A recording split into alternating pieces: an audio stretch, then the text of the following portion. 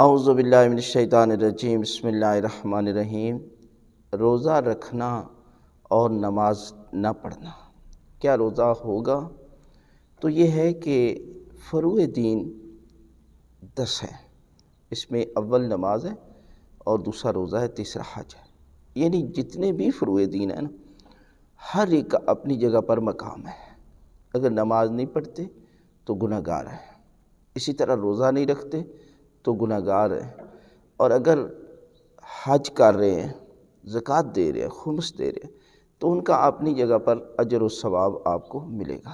لہٰذا دیکھیے، ہر عبادت، روزے کا مقصد تقویٰ ہے، پرہیزگاری ہے، اور اگر آپ روزہ رکھ رہے ہیں اور آپ کے اندر تقویٰ پیدا نہیں ہو رہا تو حقیقی معنوں میں آپ کا روزہ نہیں ہے، اس لیے کہ روزہ تقویٰ پیدا کرتا ہے، اور جب تقویٰ پیدا ہوگا تو یقیناً جو ہے وہ انسان جو ہے وہ نماز بھی پڑھے گا۔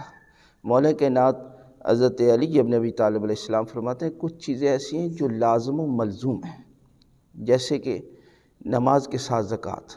یعنی اگر نماز بندہ پڑھتا ہے اور زکوٰۃ نہیں دیتا تو سمجھے اس نے نماز نہیں پڑھی۔ لازمی ہے کہ نماز کے ساتھ ساتھ زکوٰۃ بھی ادا کرو۔